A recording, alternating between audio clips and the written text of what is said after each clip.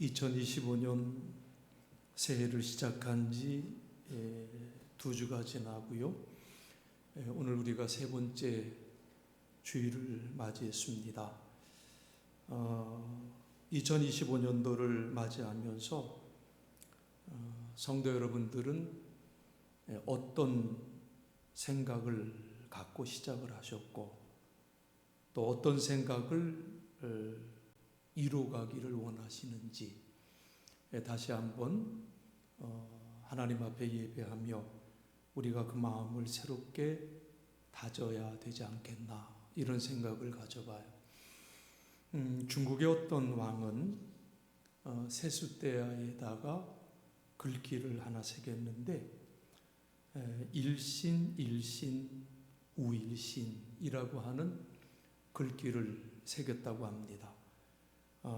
세수할 때마다 매일매일 새롭게 그리고 또 새롭게, 그러니까 아침에 일어나서 날마다 새로워지고 또 날마다 새로워지자 이런 마음을 가졌다고 하는데요.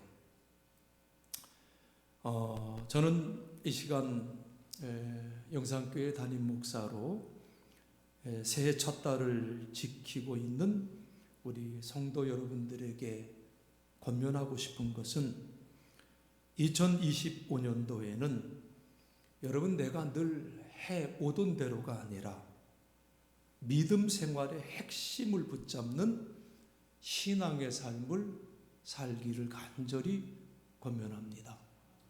정말 우리가 이제는 새로워져야 돼요. 예배를 드려도 우리가 형식적으로 드리지 않고 정말 하나님 앞에서 진심으로 예배하는 그 예배자의 모습을 우리가 회복해야 되고요. 찬송을 하나 불러도 내가 습관적으로 부르지 않고 아는 찬송이니까 그냥 따라 부르는 것이 아니라 그 가사의 뜻을 생각하며 우리가 찬송을 하고요. 성경 말씀을 읽어도 생각 없이 읽지 말고 그 말씀의 의미를 다시 한번 깊이 생각하고요. 그리고 읽는 것에서 그치는 것이 아니라 그 말씀을 실천에 옮기고자 하는 마음의 결단도 우리가 늘 새롭게 가져야 되고요. 기도를 해도 형식적인 말을 늘어놓는 것이 아니라 그 기도의 고백 하나하나에 내 마음의 진심을 담아서 하나님께 올려드리는 그런 믿음 생활을 우리가 했으면 좋겠다라는 말씀이에요. 지난주 배성훈 선교사님이 오후 예배 때 우리 교회 오셔서 설교를 하는 가운데 그 존 버년이 쓴 철로 역정이라는 소설의 내용을 말씀해 주셨는데요. 아마 우리 가운데 읽어보신 분들도 많이 계실 거예요. 영국의 신학자이며 작가였던 존 버년이 1678년에 쓴 기독교 소설이니까 지금부터 347년 전에 나온 책이에요. 그러니까 이 책은 오늘을 살아가는 우리의 시대와는 전혀 다른 시대, 분명 다르죠. 청교도 혁명이라고 하는 시대적 배경 속에서 쓰여진 책이었었습니다. 그리고 이 책은 성경 다음으로 많이 팔리고 읽힌 책이라고 하니까 그만큼 크리스찬들에게 많은 영향력을 주었던 책이에요. 영국에서 청교도 혁명의 주체 세력이었던 올리버 크롬웰이 군부에 밀려나면서 청교도들에게는 설교하는 것이 금지가 되었습니다. 그러나 열렬한 청교도 신자였던 존 버년은 계속해서 대중들에게 설교를 하다가 체포가 돼서 12년 동안 감옥에서 보내게 돼요. 존 버년은 감옥 생활 중에도 성경 말씀을 깊이 연구하던 중에 철로 역정이라고 하는 불후의 명작을 남기게 되지요. 그 책의 내용을 조금만 소개해 드린다면 크리스찬이라고 하는 이름을 가진 한 사람이 하나의 책을 읽고 있다가 크게 절망하는 내용으로 시작이 돼요. 자기가 살고 있는 도시가 하나님의 심판을 피할 수 없다는 사실을 알았기 때문에 나는 이제 어떻게 해야 되나? 나는 큰 고민에 빠지게 됩니다. 그리고 크리스찬은 이러한 사실을 가족들에게 알리지요. 그러나 그 가족들은 아무도 그의 말을 들으려 하지를 않아요. 가족에게 실망한 크리스찬은 등에 무거운 짐을 진 채 홀로 벌판을 거니면서 자기가 읽고 있던 그 책을 계속 읽고 있었습니다. 그의 얼굴은 어제보다 더 큰 고통으로 일그러져 있었고 어찌할 바를 몰라 안절부절 못하고 있었던 그때에 맞은편에서 어떤 사람이 걸어오고 있었는데 그 사람의 이름은 전도자였었어요. 전도자가 말을 건넵니다. 제가 보기에 당신은 매우 슬픈 얼굴을 하고 있는데 무슨 일이 있습니까? 크리스찬이 대답을 해요. 저는 장차 무서운 심판이 있게 되리라는 사실을 이 책을 통해서 알게 되었습니다. 이 책에 쓰여 있는 그대로 어서 피해야 됩니다. 그런데 제 등에 매달려 있는 이 무거운 짐 때문에 걱정입니다. 저는 이 짐을 없애버렸으면 좋겠습니다. 이 말에 전도자가 이렇게 묻습니다. 그러면 왜 이곳에서 이렇게 머뭇거리고 있습니까? 그건 어느 방향으로 가야 멸망을 피할 수 있는지 알 수 없기 때문입니다. 라고 크리스찬이 대답을 하지요. 그러자 전도자가 멀리 보이는 넓은 벌판을 가리키며 말을 하는데 저쪽에 있는 좁은 문이 보입니까? 아니요, 보이지 않는데요. 그러면 저 찬란한 빛은 보이십니까? 그때 크리스찬이 대답하기를 네, 보입니다. 아주 밝은 빛이 보입니다. 전도자가 이렇게 말합니다. 그렇다면 그 빛이 보이는 쪽으로 계속 걸어가세요. 그 빛에 가까이 가면 작은 문이 보일 것이고 그 문을 두드리면 당신이 어떻게 해야 될지 알려줄 것입니다. 이제 이런 내용으로 흘러가는데 저는 철로 역정에 있는 이 이야기를 생각해 보면서 어찌 보면 그 책에 나오는 이 방황하는 크리스찬의 모습이 오늘날 자기 정체성을 상실한 크리스찬의 모습과 참 많이 닮았다. 어찌 보면 방황하고 있는 이 나라의 모습과도 똑같다. 이런 생각을 해보았어요. 찬란한 빛이 있는 쪽으로 계속 걸어가라고 하는 이 전도자의 말은 적어도 저에게는 이렇게 들려요. 어디에 길이 있는지 혼란스러운 때일수록 우리는 성경을 읽고 성경이 가르치는 쪽으로 나가야 된다. 저는 아주 강하게 그런 그 마음의 소리가 자꾸 안에서 울려나와요. 왜냐하면 성경은 어두운 시대를 밝혀주는 등불이 되기 때문이다. 그 말씀이. 여러분, 성경을 읽지 않으면 우리는 이 깜깜한 인생 속에서 어떻게 살아야 될지를 모르고요. 방황할 수밖에 없다는 거예요. 여러분, 이런 생각을 하면서 오늘 우리가 함께 본 본문 7절의 말씀을 한번 보세요. 7절에는 이렇게 말을 합니다.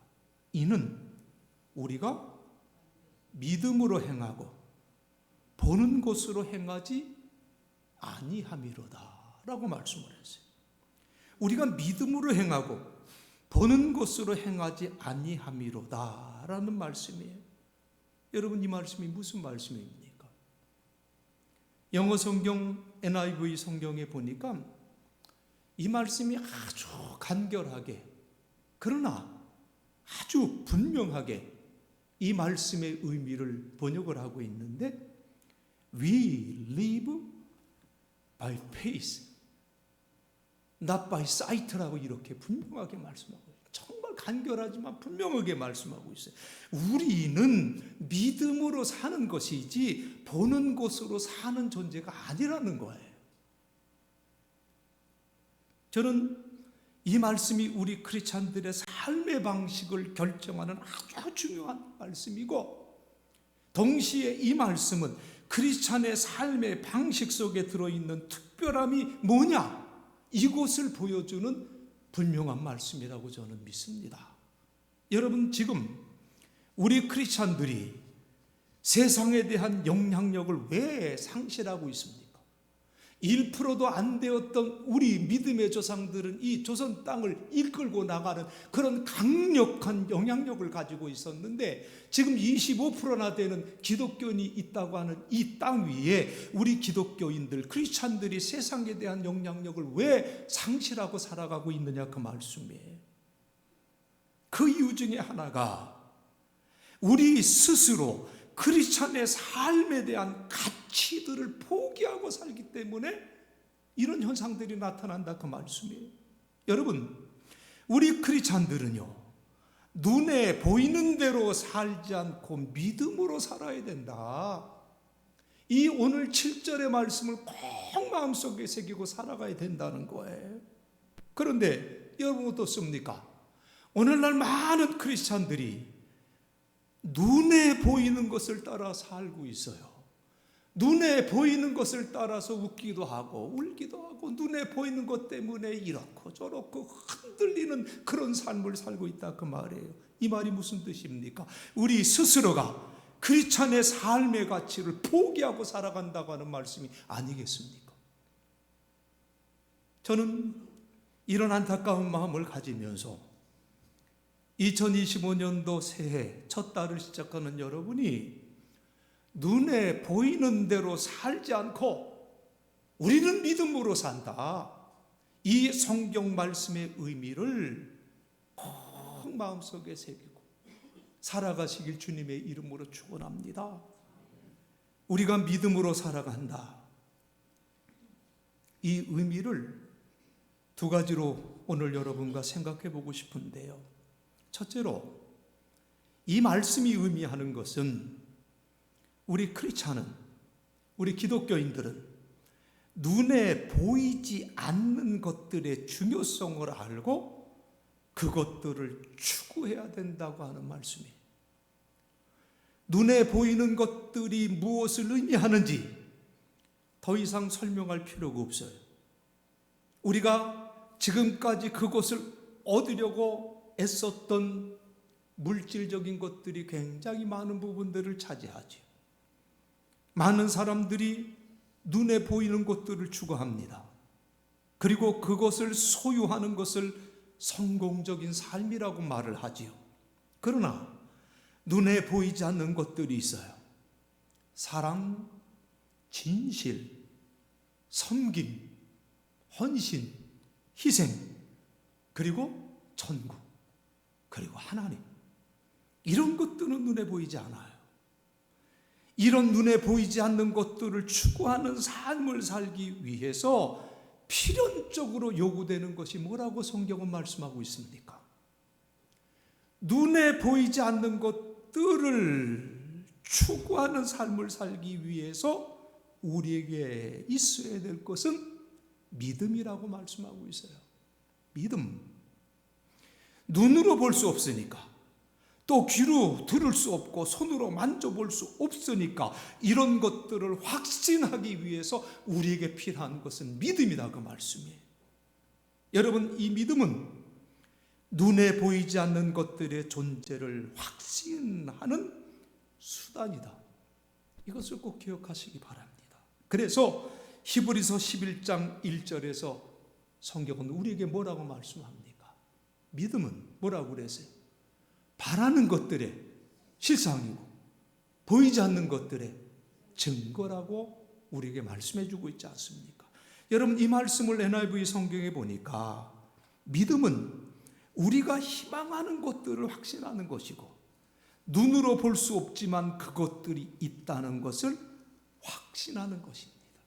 이게 믿음이라는 거예요. 그런데 문제는 우리가 이런 것들을 추구해서 정말 행복한 삶을 살 수 있느냐 하는 문제지요. 오늘 읽은 성경 말씀 고린도후서 5장 9절을 보세요. 그런즉 우리는 몸으로 있든지 떠나든지 어떻게 해요? 주를 기쁘시게 하는 자가 되기를 힘쓰노라. 이렇게 바울이 고백하고 있죠. 그러므로 우리가 몸을 입고 있든지 몸을 벗어버려든지 주님을 기쁘시게 하는 것이 우리의 소망이라는 거예요. 이 말씀이 NIV 성경에 살든지 죽든지 우리의 삶의 목적은 하나님을 기쁘시게 하는 것이어야 한다. 이렇게 번역을 하고 있어요. 오늘 이 말씀을 전체적으로 우리가 읽어보면 눈에 보이는 것을 따라 사는 삶이 아니라 눈에 보이지 않는 것들을 추구하는 믿음으로 사는 삶이 결국 하나님을 기쁘시게 하는 삶이다. 이것을 우리에게 말씀해 주고 있어요. 사랑하는 성도 여러분, 성경에 나오는 신앙의 위인들 모두가 믿음으로 살았어요. 그들은 눈에 보이지 않는 것들을 따라 살았어요. 우리가 성경을 보면 예외가 없습니다. 예수 그리스도 안에서 새로운 삶을 살게 된 바울이 빌립보서 3장 7절 8절에서 이렇게 고백하지요. 그러나 무엇이든지 내게 유익하던 것을 내가 그리스도를 위하여 다 해로 여길 뿐더러 또한 모든 것을 해로 여김은 내 주 그리스도 예수를 아는 지식이 가장 고상하기 때문이라. 내가 그를 위하여 모든 것을 잃어버리고 배설물로 여김은 그리스도를 얻고 라는 말씀이에요. 그때는 이 모든 것이 내게 너무 소중하고 가치 있는 것으로 알았지만 그러나 내가 예수 그리스도를 만난 이후 그 모든 것은 아무 쓸모없는 것임을 알았다는 거예요. 그것뿐만 아니라 이 세상 그 어떤 것도 내 주 예수 그리스도를 아는 것과 비교할 수가 없다. 바울이 이렇게 고백했어요. 바울에게 있어서 예수 그리스도를 알기 전에 그가 추구했던 것들은 모두 눈에 보이는 것들이었다는 거예요. 그러나 예수 그리스도를 알고 난 후에 그는 예수 그리스도 안에서 눈에 보이지 않는 소중한 것들을 발견했다는 거죠. 이 발견이 바울의 발견뿐만 아니라 오늘 저와 여러분의 발견이 되기를 주님의 이름으로 간절히 축원드립니다. 둘째로 눈에 보이는 것을 따라 살지 않고 믿음으로 사는 사람은요, 어떤 사람이냐? 보이지 않는 것을 소중히 여길 뿐만 아니라 이 사람은 바로 하나님을 두려워하는 사람이에요. 하나님을 두려워하는 사람. 자, 오늘 본문 10절에서 이는 우리가 반드시 그리스도의 심판대 앞에 나타나게 되어 각각 선악간에 그 몸으로 행한 것을 따라 받으려 함이라. 이렇게 말씀했어요. 여러분 어떻습니까? 이 말씀 앞에 두려움이 없을 사람이 누가 있겠습니까?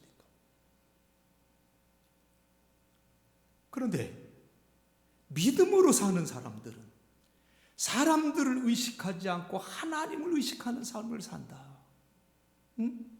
오늘 이 말씀이 쉬운 성경에는 이렇게 번역이 됐는데 우리는 모두 그리스도의 심판대 앞에 서야 됩니다. 각 사람은 몸을 입고 사는 동안 행한 선한 일이나 악한 일이나 자기가 행한 행위대로 거기에 알맞는 보응을 받게 될 것입니다. 우리 시대의 많은 사람들이 하나님을 두려워하지 않고 사람들의 눈만을 의식하며 살아간다는 것은 참으로 불행한 거예요. 사람들이 나를 어떻게 생각할까? 이런 마음을 가지면서 사람들을 의식하게 되니까 거기에 뒤따라오는 것이 필연적으로 위선이라고 하는 것이 뒤따라와요. 여러분, 위선자라는 것을 영어로 보면 히포크리시라고 그래요. 그 위선자를 히포크리시라고 하는데 그 의미가 뭘까라고 또 찾아보니까 on actor, on stage라고 표현이 되어 있더라고요. 그 위선자는 누구냐? 그 말의 어원을 보니까 무대 위에 있는 배우라는 뜻이에요. 무슨 말이에요? 연기자는 각본에 나와 있는 대로 그는 착한 사람이 아니에요. 그런데 착한 척해야 돼. 자기는 슬프지 않지만 슬픈 사람처럼 연기를 해야 된다. 이게 위선자라는 그 의미, 언어의 의미가 있다는 거예요. 여러분, 사람들의 눈을 의식하는 사람은 이렇게 위선적인 사람이 될 수밖에 없어요. 그러나 믿음으로 사는 사람은 눈에 보이지 않는 하나님을 두려워하는 사람, 사람들의 의견을 구하기보다는 성경에 나와 있는 하나님의 말씀을 따르고요, 죄의 길을 따르지 않고 의의 길을 따르는 사람이 믿음의 사람이. 다윗 같은 분이 이런 삶을 살았지 않습니까? 그가 끝까지 진실한 삶의 길을 걸을 수 있었고 하나님의 마음에 드는 삶을 살 수 있었던 것은 보이지 않는 하나님을 보이는 것처럼 두려워하며 그 앞에서 행동했기 때문 아니겠습니까? 하나님을 두려워하는 사람은 그 어떤 대가도 기꺼이 지불합니다. 이것이 하나님께서 원하시는 일이라 확신하면 결코 멈추지 않습니다. 비록 그 길이 아무도 가지 않고 좁고 외로운 길이라 할지라도 믿음의 사람은 그 길을 기꺼이 선택합니다. 문제는 저와 여러분이 눈으로 보는 대로 살지 않고 믿음으로 사는 삶의 방식을 택하느냐, 택하지 아니하느냐, 그 문제지요. 저는 이 말씀을 준비하면서 마음에 떠오르는 두 개의 이야기가 있었어요. 하나는 마태복음 19장에 나오는 부자 청년에 대한 이야기인데요. 청년의 나이에 어떻게 이렇게 큰 돈, 많은 돈을 모았는지 성경에는 그 이유에 대해서 나와 있지는 않아요. 다른 복음서인 누가복음 18장 18절에 의하면 이 청년은 그 젊은 나이에 이미 사회의 지도자였다고 표현되고 있어요. 예수님은 마태복음 19장 21절에서 이 청년에게 하나님께서 원하시는 삶의 길이 뭐냐, 그것을 제시해 주셨어요. 예수께서 이르시되 내가 온전하고자 할진대 가서 내 소유를 팔아 가난한 자들에게 주라.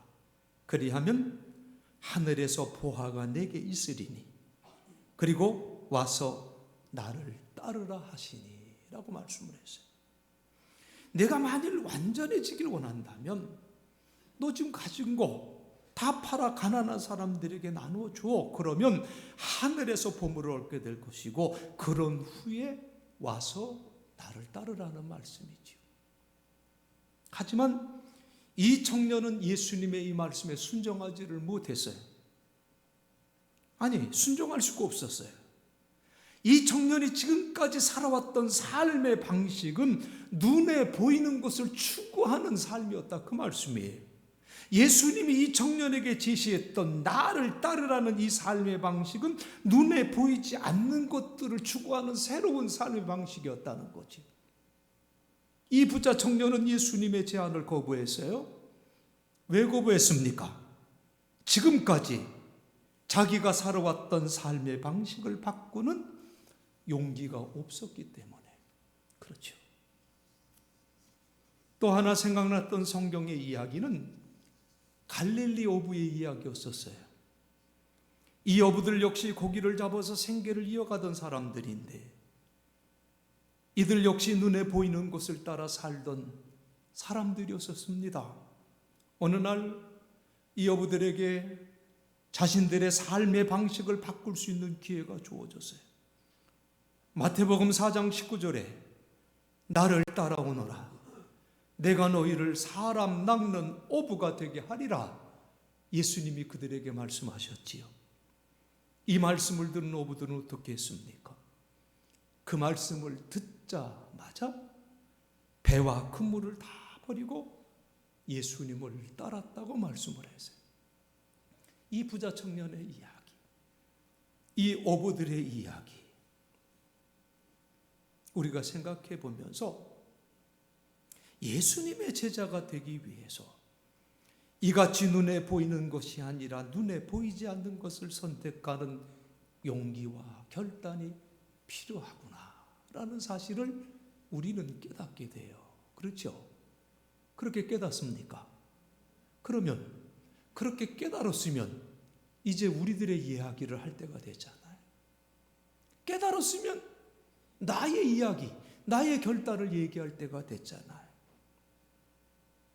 우리는 지금까지 내 삶 속에서 정말 많은 부분에서 결단을 미뤄왔어요. 다음에 하지. 좀 내 형편이 펴지면 하지. 이런 문제가 좀 해결되면 하지. 우리가 얼마나 많은 부분에서 결단을 미뤄왔습니까? 여러 번 내 삶의 방식을 바꿀 수 있는 기회가 분명히 주어졌음에도 불구하고 그때마다 결단하지 못하고 우리는 미루면서 살아왔어요. 그러나 사랑하는 성도 여러분, 이제 우리는 결단해야 됩니다. 이제는 우리가 하나님 앞에서 대답해야 돼요. 여러분, 크리스찬의 수는 많지만 하나님의 나라를 위해서 함께 할 수 있는 사람들이 없는 이때에 우리는 더 이상 대답을 미뤄서는 안 되겠다, 그 말씀이에요. 여러분, 결단하지 못하는 그 이유 중에 가장 큰 이유가 무엇입니까? 그것은 믿음으로 사는 삶에 대한 확신이, 그 확신이 안타깝게도 내게 적다는 거예요. 자기 삶의 방식에 대한 확신이 없으면 정말 나는 이렇게 살아서 행복할 수 있을까? 내가 이렇게 살아가는 삶의 방식이 과연 나를 만족한 길로 이끌 것인가? 라는 이 질문이 계속 생기게 돼요. 그러나 저는 이런 고민을 하고 있는 여러분들에게 주고 싶은 하나님의 말씀이 있습니다. 히브리서 12장 1절에 있는 말씀이지요. 이러므로 우리에게 구름같이 둘러싼 허다한 증인들이 있으니. 아멘이신가요?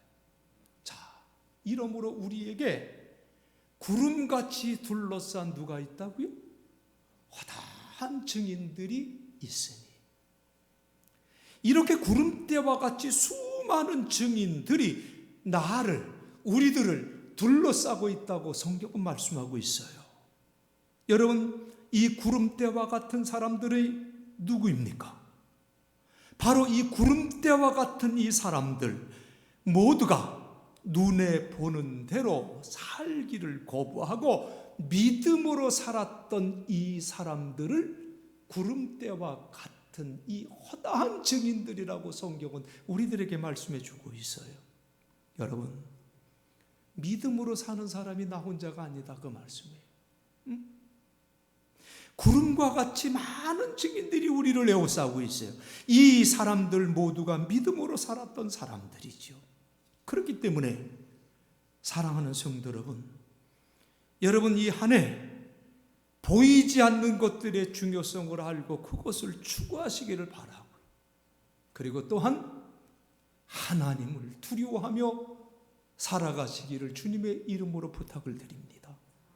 이 삶을 살아갈 때 여러분들에게 거룩한 열매가 맺히게 될 줄로 믿습니다. 여러분 한번 따라해 보세요. 나는 믿음으로 사는 사람이다. 아멘이십니까? 나는 눈에 보이는 대로 사는 사람이 아니라 나는 어떤 사람이라고요? 믿음으로 사는 사람. 그죠? 흔들릴 이유가 아무것도 없어요. 두려워할 이유도 아무것도 없어요. 괴로워할 이유도 없고 좋아할 이유도 없어요. 바보 같은 삶 살지 말자는 거예요. 우리는 어떤 삶을 사는 사람이에요? 믿음으로 사는 사람들이. 그게 크리스찬의 정체성이에요. 나는 믿음으로 살아가는 사람들이다. 이 고백과 결단 속에서 이 한 해 승리하는 우리 사랑하는 성도 여러분 다들 되시길 주님의 이름으로 간절히 축원드리겠습니다.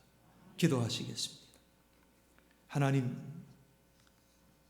사도 바울의 귀한 고백 속에서 우리 크리스찬의 삶의 정체성이 무엇인가를 다시 한번 확인하게 하여 주시오니 감사합니다.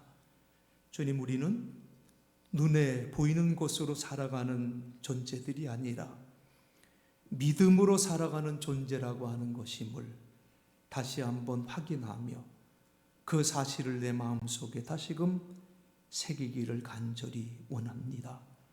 보이지 않는 것들의 중요성을 늘 깨닫게 하여 주옵시며 그것을 추구하는 과정 속에서 항상 내가 심판대 앞에 설 날을 기억하며 하나님 두려워하는 삶을 살 수 있도록 도와주셔서 믿음으로 살아가는 가운데 거룩한 의의 열매를 맺어갈 수 있는 우리 사랑하는 믿음의 권속들 다들 될 수 있도록 도와주옵시고 오늘 우리가 믿음으로 내 삶과 내 가정과 우리의 교회 그리고 이 나라와 이 민족 우리 대한민국을 바라볼 수 있도록 그리고 기도할 수 있도록 도와주셔서 지금까지 인도해 주셨던 하나님의 그 놀라운 섭리와 사랑이 우리의 삶과 가정과 교회와 사회와 이 나라와 이 민족, 이 대한민국을 하나님 지켜 주시옵소서. 예수님 거룩하신 이름 받들어 간절히 기도드리옵나이다. 아멘.